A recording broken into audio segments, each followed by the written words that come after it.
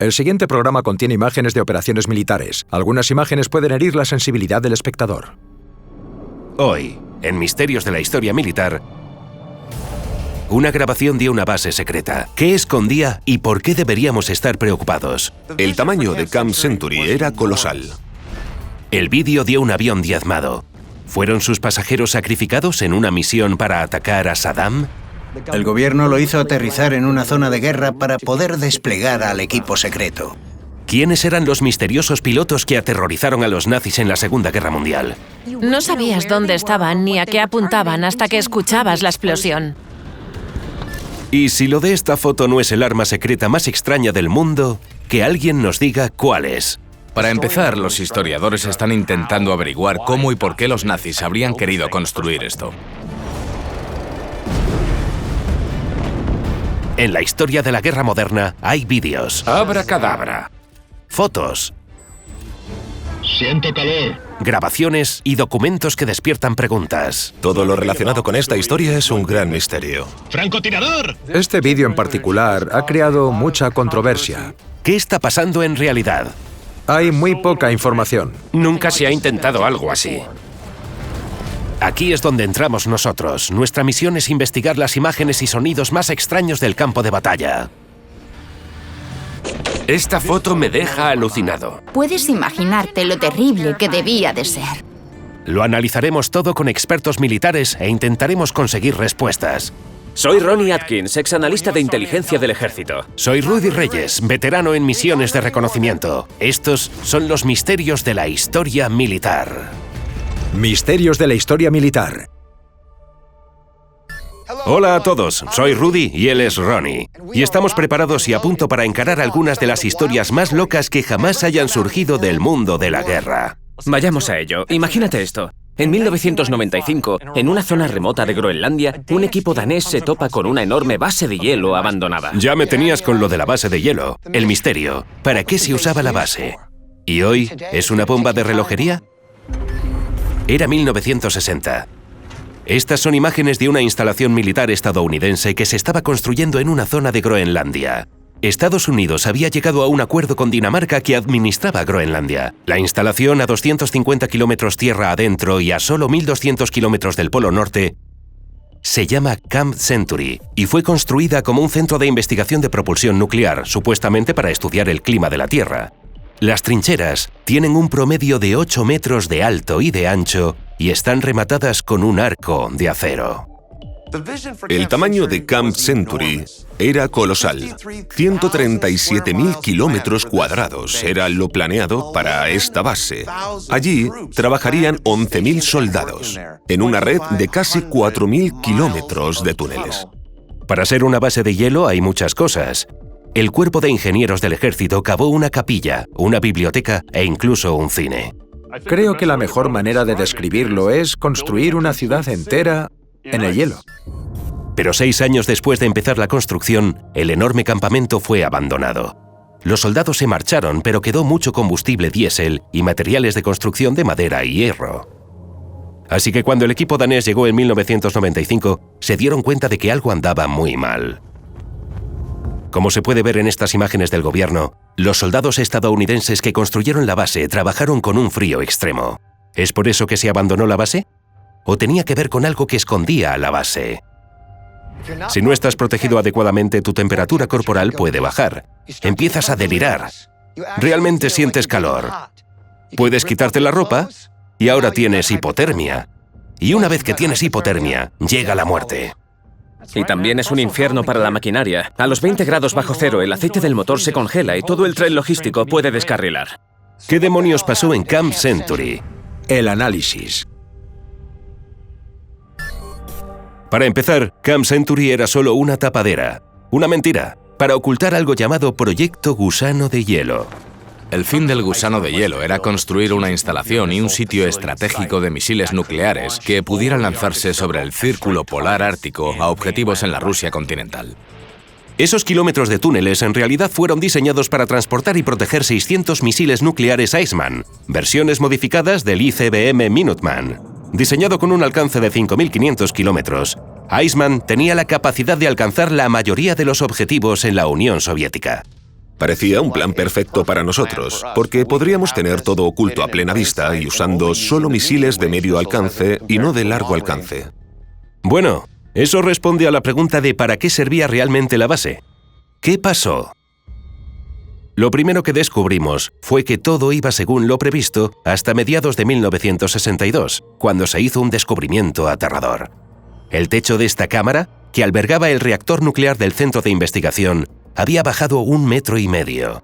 El periodista M.J. Banias explica que se ordenaron reparaciones de inmediato. De repente estaban en grave peligro. Tenían un reactor nuclear. Podía haber una crisis, podía ocurrir un evento catastrófico si ese reactor se apagara repentinamente o se estropeara. ¿Por qué se hundió el techo? Resulta que fue por un gran error. El Departamento de Defensa calculó mal la velocidad a la que se movían los glaciares. Cuando los científicos tomaron muestras de núcleos de hielo, se dieron cuenta de que al cabo de 2 años, todos los túneles serían destruidos por el movimiento del hielo, con misiles nucleares y todo. Estados Unidos se llevó el reactor nuclear y los misiles, pero dejó atrás los desechos nucleares producidos por el reactor. La idea era que el hielo mantendría el material seguro. Hay un ego ahí que dice, bueno, nadie encontrará estas cosas tan bajo tierra. Estará enterrado en hielo. No le hará daño a nadie. Lamentablemente, el calentamiento global les estropeó el plan. Lo que nadie predijo en los años 60 es que la temperatura del planeta está aumentando y que la propia Groenlandia se está volviendo mucho más verde. Eso nos deja con un problema de 2 caras. La primera es la parte científica y tecnológica del problema, en cuanto a cómo limpiar esto con efectividad antes de que sea algo más grave en 2090. Las predicciones climáticas de la Unión Geofísica Americana sugieren que para 2090 habrá suficiente hielo derretido como para liberar los químicos tóxicos enterrados en su interior.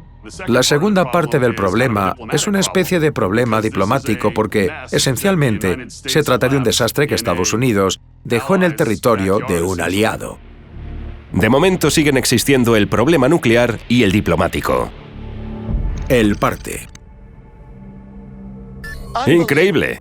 Tenemos una manera de expresar esto. Todo irá bien hasta que se estropee. Todo bien hasta 2090. Tomad nota. La siguiente historia es una de las mayores controversias de los años recientes. Pasó durante los inicios de la Primera Guerra del Golfo. La gran pregunta. ¿Sacrificó el gobierno británico un avión lleno de gente para introducir a agentes especiales en Kuwait? Estamos en 1991. Un Boeing 747 ha quedado reducido a escombros en el suelo del Aeropuerto Internacional de Kuwait. El fuselaje del avión estaba totalmente destruido, metal retorcido, piezas repartidas por todo el aeródromo. Eso no fue un accidente, y no era un avión cualquiera. Todo lo relativo a esta historia es un gran misterio. Rebobinemos. El 1 de agosto de 1990, el avión, el vuelo 149 de British Airways, despegó de Londres. Su primera parada era la ciudad de Kuwait. Deborah Salum y su marido George se encontraban entre los 367 pasajeros a bordo. Estábamos en primera clase y en los vuelos de British Airways estábamos bastante separados de los pasajeros regulares. Nos instalamos en nuestros asientos y todo fue realmente agradable. Pero cuando el vuelo 149 aterrizó en Kuwait, se lió parda. Mientras repostaba combustible, la puerta de la cabina se abrió para dejar entrar a un visitante inesperado que, según dicen, hablaba con acento británico. No iba de uniforme. Llevaba ropa muy anodina, como una chaqueta clara de color caqui y pantalones caqui. Ni insignias, ni nada. De repente, un grupo de 9 pasajeros con aspecto militar se levantaron para encontrarse con el tipo. Eran hombres jóvenes, en forma y musculosos, con el pelo corto. El oficial les dijo, «Llegáis muy tarde». Y mientras todos los pasajeros esperaban, este grupo de jóvenes se bajó del avión. Aunque los pasajeros aún no lo sabían, el líder iraquí, Saddam Hussein y sus fuerzas, habían comenzado su invasión de Kuwait. Mientras el vuelo 149 se encontraba en la pista, las fuerzas iraquíes ocuparon el aeropuerto. Los pasajeros y la tripulación fueron retenidos por las tropas de Saddam. Se convirtieron en escudos humanos de Saddam Hussein. Saddam trasladó a los rehenes a lugares estratégicos, haciendo de ellos escudos humanos. Por algún motivo pensaba que si ponía a los prisioneros aliados en esos lugares, no los bombardearían. Luego los prisioneros fueron trasladados a centros de detención en ciudades como Basora y Bagdad. Allí sufrieron hambre, simulacros de ejecución y más cosas. Afortunadamente, los Salum sobrevivieron. Tras 9 meses, después de que los aliados expulsaran a Saddam de Kuwait, la familia volvió a reunirse en Estados Unidos. Lo logramos gracias a la gracia de Dios. No era nuestro momento de dejar esta tierra y fuimos muy afortunados de poder regresar con nuestra familia. Y mientras los demás pasajeros también regresaban a casa, el avión quedó destruido.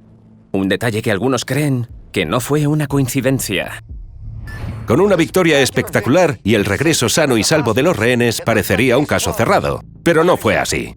Con el tiempo, la gente empezó a preguntarse quiénes eran esos tipos que bajaron del avión cuando aterrizó. ¿Y por qué acabó así el avión? A mí no me parece que esto haya explotado. Se parece mucho a los restos de un incendio. Y la razón es que podemos ver el fuselaje casi al completo. Las partes del avión parecen metidas hacia adentro en lugar de hacia afuera. No vemos ninguna evidencia de explosión. Para las respuestas, acudamos a los expertos. El análisis. El escritor Stephen Davis afirma que los restos son una pista de que ese vuelo era un peón en una operación secreta. Le parece sospechoso que el gobierno británico no avisara al avión de que los iraquíes estaban invadiendo, ya que otros países sí contactaron con sus aviones. Lo que ahora sabemos es que aproximadamente a 3 horas de avión de la ciudad de Kuwait, las tropas iraquíes cruzaron la frontera y comenzaron la invasión del país. Hubo un mensaje de la agencia de inteligencia distribuido a todas las agencias, incluida la OTAN. Todos los aliados lo supieron de inmediato. El mensaje se transmitió horas antes. El control de tráfico aéreo de Kuwait estaba rechazando a otros aviones, por lo que podrían haber sido alertados en cualquier momento, pero no fue así. El gobierno ha mentido sobre esto constantemente y los envió deliberadamente a una zona de guerra para que el equipo secreto llegara al lugar. ¿Un equipo secreto? Sí. Eso es lo que Davis cree que eran esos 9 hombres misteriosos. Formaban parte de un grupo conocido en las fuerzas especiales británicas y en los servicios de inteligencia como los Increment. Los Increment, también conocidos como Inc., tienen literalmente licencia para matar. Se rumorea que han estado involucrados en muchas operaciones ultrasecretas en nombre del gobierno británico, incluido el seguimiento del círculo íntimo de Gaddafi antes del levantamiento libio de 2011. Trabajos encubiertos en Irlanda del Norte durante el apogeo de los disturbios y asesinatos de altos cargos durante la guerra de Bosnia. El exfrancotirador del ejército Nick Irving está de acuerdo con la teoría del caballo de Troya. Cree que el plan original era traer al equipo Increment antes de que comenzara la invasión. Pero cuando Saddam se adelantó, los británicos decidieron seguir adelante de todos modos. Volar en un avión comercial, tener privilegios especiales, bajar del avión... Todos son características de cómo sería una operación clandestina. Y creo que estaban allí para recabar información, tal vez para averiguar ubicaciones enemigas que serían bombardeadas o atacadas. Individuos clave, individuos de alto rango dentro del ejército de Saddam Hussein, el gobierno... El exoficial de la CIA, Joseph Assad, no está tan seguro. Ha trabajado mucho en Oriente Medio y cree que el vuelo 149 aterrizó en Kuwait debido a una torpeza burocrática. El Ministerio del Interior británico o la embajada no tenían la obligación de advertirles de una invasión, especialmente cuando nadie sabía lo que estaba sucediendo. Fue un caos total. En cuanto a esos 9 hombres misteriosos, Assad dice que los testimonios de testigos presenciales pueden estar confundidos con el tiempo. No es plausible. Las personas que sufren un trauma ven cosas y llegan a conclusiones. ¿Cómo supo si era británico o no? Si era parte de una misión encubierta, probablemente no quisiera revelar su identidad. Espera, ¿y qué hay de la destrucción del avión? Saddam incendió Kuwait. Así que no era raro en aquella época que los iraquíes destruyeran propiedades. Vamos a destruir esto, no les vamos a permitir irse, no vamos a permitir que este avión despegue. Pero los defensores de la teoría del caballo de Troya creen que el avión en realidad fue objetivo de los aliados, que intentaban ocultar pruebas de la operación secreta. La falta de un cráter de explosión, por ejemplo, para mí sugiere un incendio de una fuente distinta a una bomba colocada en el interior. Y Davis cree que esa fuente fue un explosivo lanzado desde arriba. El avión fue destruido por las Fuerzas Aéreas de Estados Unidos a petición del gobierno británico. Un piloto llegó, lo bombardeó y lo destruyó. Por supuesto, no querían que el avión fuera examinado de cerca. Debido a esa falta de evidencia física, es posible que nunca sepamos toda la historia. Y hasta el día de hoy, muchos pasajeros del vuelo 149 dicen que siguen sufriendo. Y no solo por lo que hizo Saddam. No habíamos recibido ninguna disculpa del gobierno británico. Deborah, yo, mi hijo y los demás pasajeros éramos prescindibles. Y básicamente estábamos sobre un caballo de Troya. El parte.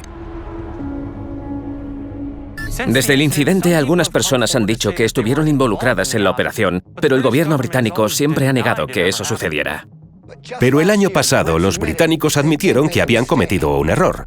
Ahora dicen que sabían de la invasión, pero que no se lo dijeron a British Airways. Atención, las imágenes pueden herir la sensibilidad. Muestran la muerte de un héroe estadounidense en el programa SEALAB de la Marina de los Estados Unidos. El gran misterio, ¿fue un accidente o un asesinato? 17 de febrero de 1969. Estamos en el Océano Pacífico, frente a la costa de la isla de San Clemente, en California. Son las 12:30 de la noche y los buzos de la Marina de los Estados Unidos, Bob Barth y Barry Cannon, tienen una misión crítica: reparar una fuga de gas helio en el SEALAB 3, una increíble instalación de investigación a 200 metros de profundidad. Todo el mundo estaba un poco nervioso y ya había habido muchos retrasos. Un par de buzos se ofrecieron voluntarios para resolver el problema submarino. Como gran parte del trabajo de SEALAB, el trágico incidente quedó grabado en vídeo. Se puede ver que, de repente, Cannon perdió la boquilla, también llamada regulador, y se puso a convulsionar en el fondo del océano. Barth intentó desesperadamente salvar la vida de Cannon, pero ya era demasiado tarde. Nuestro país perdió un gran buzo cuando Barry Cannon fue declarado muerto. Poco después de la muerte de Cannon, el programa SEALAB fue cancelado. Un momento, ¿en serio? La muerte de Cannon fue una pérdida devastadora, pero la realidad de los programas militares experimentales es que los accidentes fatales ocurren. Apenas 2 años antes, 3 astronautas de la NASA murieron durante una prueba previa al lanzamiento de la misión Apolo 1, y nadie sugirió cerrar el programa espacial. Corren rumores de que tal vez SEALAB fue cancelado porque la muerte de Cannon no fue un accidente. Rudy, tienes experiencia buceando, ¿verdad? ¿Te parece sospechosa esta muerte? Llevo buceando más de 20 años, y a esas profundidades hay muchas cosas que pueden salir mal. Lo primero y más importante es el síndrome de descompresión. Lo llamamos la enfermedad del buzo. Como puedes ver, a medida que el buzo asciende, el gas se expande. Si no haces una parada de seguridad o si asciendes demasiado rápido, sale de tus articulaciones y llega a tu sistema nervioso y te doblas de dolor. ¿Cómo se evita eso? Primero, realizas un mantenimiento de tu regulador. El regulador lleva aire comprimido a través del tubo hasta la boca para que puedas respirar. Por eso, algo en esta historia me parece extraño. El análisis. ¿No se revisó adecuadamente el regulador de Cannon? Ken Sewell, escritor y submarinista jubilado de la Marina, admite que es posible que este u otros errores humanos hayan sido los culpables. Siempre hay problemas cuando desarrollas un nuevo sistema. Algunas de las condiciones derivadas de respirar estos gases comprimidos podrían provocar algún deterioro cognitivo. Y eso pudo causar que esos hombres cometieran errores. Fue peligroso. Pero otra teoría surgió poco después de una investigación sobre la muerte de Cannon. Lo que encontraron fue que a su sistema le faltaba una sustancia química que extraía el monóxido de carbono de su suministro de aire. No es que estuviera en mal estado, simplemente no estaba. Eso llevó a algunos a creer que podría haber sido un sabotaje, que alguien intentó matar a esos buzos cuando estaban bajo el agua. Chris Capeluto, veterano del ejército estadounidense y periodista militar, dice que la muerte de Cannon fue parte de una cadena de eventos sospechosos. Sucedieron muchas cosas extrañas. La cápsula de transporte que llevaba a los buzos hasta el fondo del mar fue manipulada y misteriosamente inundada. Y eso provocó un retraso de 2 meses. Hubo acusaciones de que las válvulas de oxígeno de la cámara de descompresión habían sido manipuladas varias veces. Todas las pruebas sugerían que había un saboteador trabajando entre bastidores. No se tiene mucha información sobre la investigación, pero la que ha trascendido es escalofriante. Los funcionarios de salud mental de la Marina identificaron a un sospechoso potencialmente inestable. Pero curiosamente, ese sospechoso nunca fue públicamente identificado ni acusado. Tal vez la Marina no lo consideró culpable a pesar de que la vida en Sealab podría ser un detonante para una persona con problemas. Están en este ambiente reducido. No es descabellado pensar que puede haber alterado su estabilidad. No sé si alteraría a alguien hasta el punto de sabotear a uno de sus compañeros de tripulación, pero es posible. Otra teoría es que la Marina no quería llamar la atención sobre Sealab debido al tipo de experimentos que estaban haciendo. Fue un programa militar desde el principio. Sealab debía desarrollar la tecnología para pinchar los cables soviéticos. La Unión Soviética enviaba a la mayoría de sus mensajes militares por cable. Era pesado, estaba blindado, estaba enterrado en la arena y se encontraba dentro de sus aguas territoriales. Los cables se encontraban a profundidades donde se podría utilizar la tecnología derivada del proyecto Sealab. En otras palabras, Sealab pudo haber sido un campo de pruebas en aguas profundas para probar herramientas para sabotear las comunicaciones rusas. Entonces, ¿podría este sospechoso anónimo haber sido un espía? Consideremos esto. En la época del desastre de Sealab, la KGB se había infiltrado en la Marina gracias a este hombre, el suboficial John Walker. Un traidor que pasó información a los soviéticos durante la friolera de 18 años. Irónicamente, en aquella época, la Unión Soviética también nos estaba escuchando. Nos escuchábamos los unos a los otros. ¿Los soviéticos entraron en Sealab? No hay pruebas contundentes, pero hay una última teoría sobre cómo acabó Sealab, que nunca lo hizo. En realidad nunca terminó. De alguna manera pasó al siguiente nivel en un mundo de operaciones encubiertas. Entonces, ¿qué mejor manera de terminarlo? Fue un momento perfecto para trasladar ese programa de la luz del día a las sombras de una operación encubierta. El parte. Bueno, Rudy, entonces, ¿cuál es tu opinión? ¿Accidente o asesinato? Las circunstancias me parecen sospechosas, pero hay un montón de cosas que pueden salir mal bajo el agua, y dudo que hubiera un espía involucrado dada la alta seguridad del programa. Operación Barbarroja fue el nombre en clave de la invasión por parte de Adolf Hitler de la Unión Soviética. Pensaron que vencerían con su táctica Blitzkrieg, pero se equivocaron. Una de las formas en que los rusos contraatacaron fue con un misterioso escuadrón de pilotos. Los nazis se preguntaban quiénes eran esos misteriosos pilotos y por qué eran tan mortíferos. 28 de junio de 1942. Después de que su invasión inicial de Rusia se estancara en una guerra de desgaste, los nazis lanzaron una ofensiva de verano, logrando algunos avances significativos en el sur. Pero esa tarde, en las afueras de la ciudad de Stavropol, una nueva amenaza se preparaba para atacar. Silenciosa, mortal y diferente a todo a lo que los nazis se hubieran enfrentado antes. Era de noche. Los alemanes estaban descansando. De repente oyeron un sonido, como el de ramas silbando con el viento. Y antes de que se dieran cuenta, su base se iluminó en una serie de explosiones. Era un ataque aéreo de los rusos y no fue solo uno.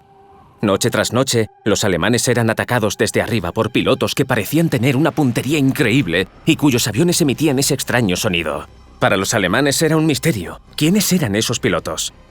Imagina lo aterrador que debía de ser estar al aire libre de noche haciendo tus cosas y escuchar ese silbido a lo lejos. No podías verlo, no podías protegerte, no sabías si estabas a salvo. Muchos soldados te dirán que pueden identificar diferentes aviones desde lejos solo por los sonidos que hacen. Así es. Puedes notar fácilmente la diferencia entre un Little Bird y un Chinook.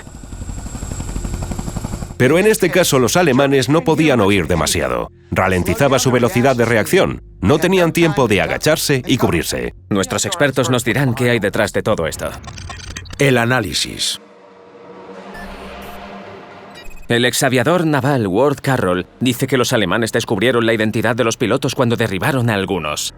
Los alemanes se sorprendieron al darse cuenta de que todos los pilotos eran mujeres. Aquí hay algunas fotos de esos pilotos misteriosos. Stalin había formado este escuadrón de combate exclusivamente femenino, conocido como el Regimiento 588, a instancias de la aviadora Marina Raskova. A 400 mujeres las sometieron a un programa acelerado de vuelo. Pero ¿por qué eran tan mortales?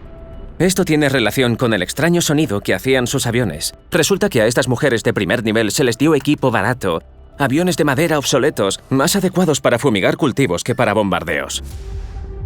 El PO-2, la mula, era un biplano de principios del siglo XX.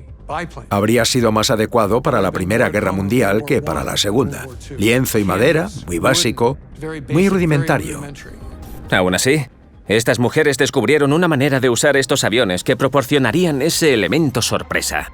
Una vez que se acercaban a su zona de bombardeo, dejaban sus motores al ralentí y planeaban hacia su objetivo. Esto significaba que estaban efectivamente en silencio. Todo lo que se podía oír era el sonido del viento que pasaba por encima y por debajo de sus alas. Así creaban ese sonido realmente espeluznante, casi de otro mundo. No sabías dónde estaban ni a qué apuntaban hasta que escuchabas la explosión. Los alemanes dieron un nombre a estas atacantes únicas, Die Nachtechsen, cuya traducción es brujas nocturnas.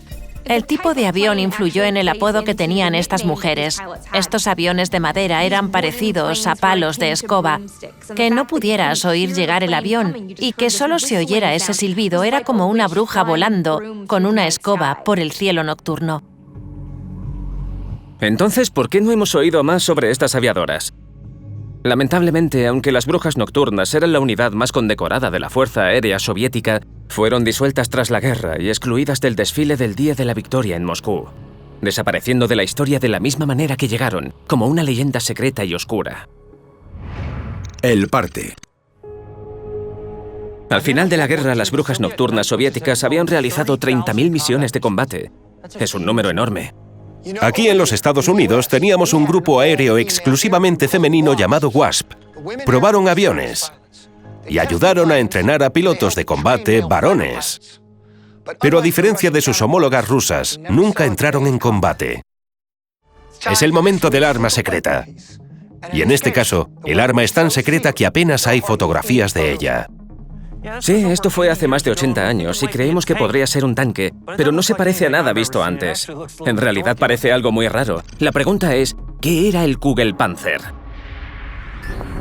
Manchuria, 1945.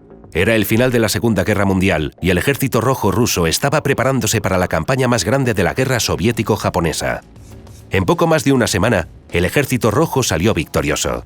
Pero cuando el humo se disipó, los soldados rusos se quedaron perplejos ante una pequeña y extraña pieza de maquinaria alienígena que había quedado atrás, preguntándose, ¿qué diablos era eso? En comparación con muchas de las armas que vimos durante la Segunda Guerra Mundial, esta es sin duda una de las más extrañas. Podemos ver que es una esfera hecha de metal de poco menos de 1,5 metros de alto y que pesa más de 2.000 kilos. La única pista sobre el origen de esta rareza es la cruz de hierro pintada en sus costados. Eso significa que es tecnología nazi. Si bien puede que no tenga un propósito conocido, sí tiene un nombre. Lo que tenemos aquí, en esta imagen, es un misterioso vehículo de la Segunda Guerra Mundial, conocido como Kugelpanzer.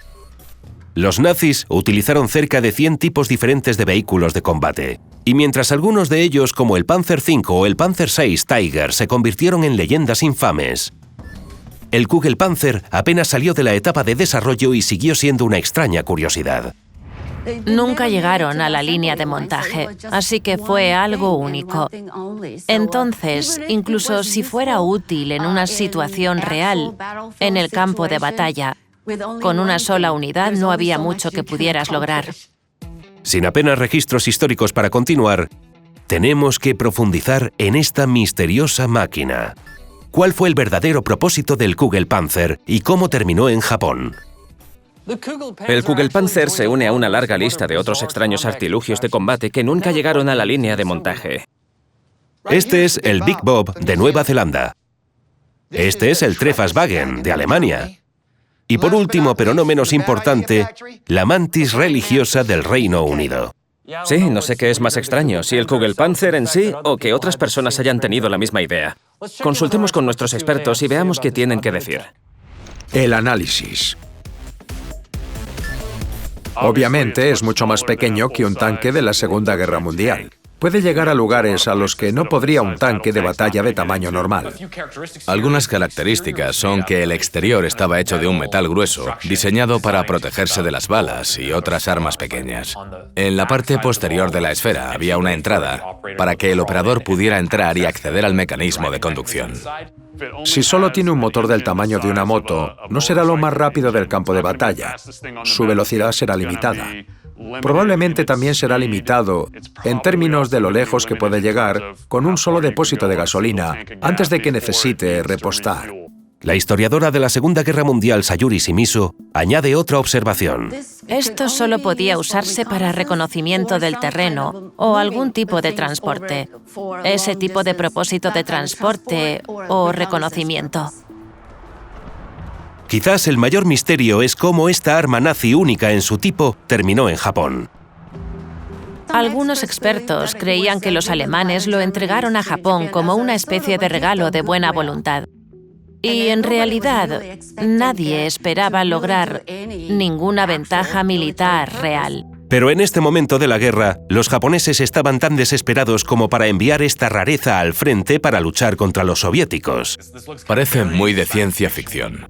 Y tal vez en películas como Star Wars jugaría un papel valioso en el combate. Pero creo que en el campo de batalla de Europa en la Segunda Guerra Mundial, probablemente esta no sea la mejor opción de vehículo. Algunas personas podrían teorizar que esto fue diseñado para funcionar como una plataforma de reconocimiento o para llevar a exploradores. Pero los inconvenientes hacen que eso sea poco probable, debido a la escala y a la visibilidad. La idea de un tanque esférico rodante surgió por primera vez como una forma de atravesar la tierra de nadie en la Primera Guerra Mundial, donde el Kugelpanzer posiblemente podría haber tenido cierto éxito como vehículo de combate de un solo hombre. Pero como han señalado nuestros expertos, este diseño habría sido completamente ineficaz contra las armas más avanzadas y los distintos terrenos de la Segunda Guerra Mundial. Cuando empiezas a intentar llevar este objeto a través de áreas densamente boscosas, de ciudades o a través de campos de batalla de la vida real, el potencial éxito de esta máquina se desmorona rápidamente. Y aunque todos podemos hacer nuestras mejores conjeturas sobre el Kugelpanzer, queda por ver si alguna vez descubriremos la verdad detrás de este pequeño y extraño vehículo. Tenemos que entender que hay muy pocas fotos de este objeto, incluso hoy. En última instancia, solo nos queda especular. El parte. Creo que es muy feo, pero suponemos que el Kugelpanzer era una especie de vehículo de reconocimiento regalado a los japoneses en los últimos días de la guerra. Pero lo que sí sabemos es que podéis ver el artefacto en todo su ridículo esplendor en el Museo de Tanques Kubinka de Moscú, Rusia. La niebla de guerra es algo real. Me han atacado fuerzas amigas un par de veces. Son personas que sabes que son tus amigos, pero luego además tienes a tus enemigos. Pero imagina luchar contra alguien o alguna fuerza que sea completamente anónima. Y eso es exactamente lo que pasó hace unos años. Un grupo de individuos en el campo de batalla, apodados hombrecillos verdes. Y el misterio es, ¿quiénes eran? Febrero de 2014. Se produce un enfrentamiento entre los ucranianos y facciones leales a Rusia. Mientras tanto, Rusia quiere anexarse la península de Crimea.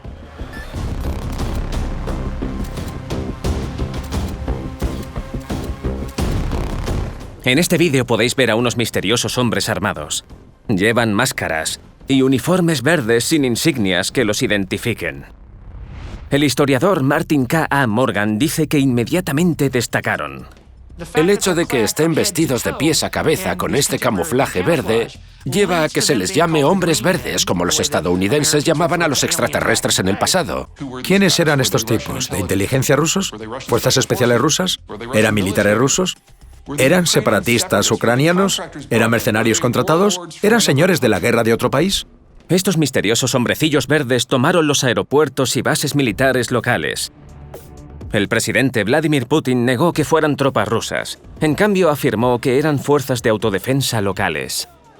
En otras palabras, se trataba de personas que vivían dentro de las fronteras de Ucrania y que debido a su cariño y admiración por Rusia y el pueblo ruso, deseaban separarse y convertirse en parte de la Federación Rusa. El historiador militar Anand Toprani dice que con ese pretexto, Rusia arrebató Crimea a Ucrania semanas después. La gente pensaba, ¿y si en realidad son grupos prorrusos? ¿Qué pasa si en realidad la gente en Crimea quiere seguir siendo parte de Rusia? ¿Quiénes somos para decir que no deberían seguir siéndolo? Y para cuando todo terminó, los rusos ya lo habían conquistado todo. Sabemos que históricamente Crimea ha sido de importancia estratégica para Rusia. El puerto de Sebastopol es uno de los pocos puertos de aguas profundas de los que dispone Rusia en la zona. Por lo tanto, Crimea es un punto clave para las rutas marítimas desde el Mar Negro al Mar Mediterráneo y hasta el Océano Atlántico. También sabemos que los hombrecillos verdes sorprendieron al Pentágono gracias a sus tácticas cibernéticas de piratería, suplantación de identidad y phishing para desactivar las defensas ucranianas y localizar objetivos. ¿Pero quiénes eran exactamente? El análisis. Morgan cree que la clave para identificar a los hombrecillos verdes es su equipamiento. Se puede ver claramente que están armados con rifles de asalto AK-74M. El AK-74 es un arma de fuego selectivo accionada por gas. Muchos militares lo utilizan, incluidos... adivinad quién, los rusos. Y eso no es todo. Llevan ametralladoras PKM. Llevan lanzagranadas GP-25 de 40 milímetros. Llevan rifles de francotirador SVD-63. Este equipamiento armamentístico es extremadamente efectivo hasta 800 metros. Se ha usado en todas partes, desde Vietnam hasta Nicaragua. Llevan todas las armas que utilizan las Fuerzas Armadas de la Federación Rusa. Putin afirmó que cualquiera podía comprar esas armas, y aunque eso no coló, sí planteó la interesante posibilidad de que estos hombres no fueran simplemente tropas rusas regulares, sino miembros de una organización secreta. También existe la posibilidad de que se tratara de mercenarios del grupo Wagner y que la Federación Rusa estuviera empleando mercenarios a través de una empresa de seguridad privada. Al grupo Wagner, a menudo lo llaman el ejército en la sombra de Putin, ya que regularmente hace su trabajo sucio. Desde la primera aparición del grupo Wagner en 2014, dos hombres han afirmado haberlo fundado, el fallecido oligarca ruso Yevgeny Prigozhin y Dmitry Utkin, un oficial retirado de las fuerzas especiales rusas. Han intervenido en conflictos en todo el mundo y se les culpó de participar en una cruel masacre que mató a más de 200 personas en Mali, en África Occidental.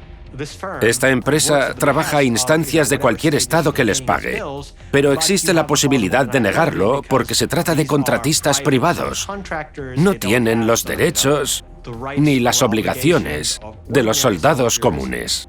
Se les considera el arma secreta de Putin, pero en junio de 2023 Yevgeny Prigozhin permitió que el grupo participara en un intento de rebelión contra Putin y su Ministerio de Defensa por su frustración con los mandos militares rusos. Pero el intento fracasó y Prigozhin falleció en un accidente de avión solo 2 meses más tarde, quedando poco claro el estatus del grupo Wagner. Hay quien cree que miembros del grupo se han reenganchado a la guerra en varias unidades rusas. Nunca se ha confirmado que fueran los hombrecillos verdes de Crimea. La idea era que nadie sabía realmente a quién culpar. Y mientras existiera un misterio sobre su identidad, podrían seguir adelante con sus objetivos y desestabilizar todo el sistema. Otra posibilidad es que los hombrecillos verdes fueran fuerzas especiales rusas o Spetsnaz, pero normalmente visten de camuflaje o uniformes de tropas aerotransportadas, incluyendo la boina, y normalmente se ocupan de operaciones más pequeñas como la lucha contra el terrorismo. El misterio continuó hasta que la persona más improbable lo resolvió: Putin. Después de la conquista de Crimea, Putin, sin motivos para seguir mintiendo, admitió que los hombrecillos verdes eran simples soldados rusos.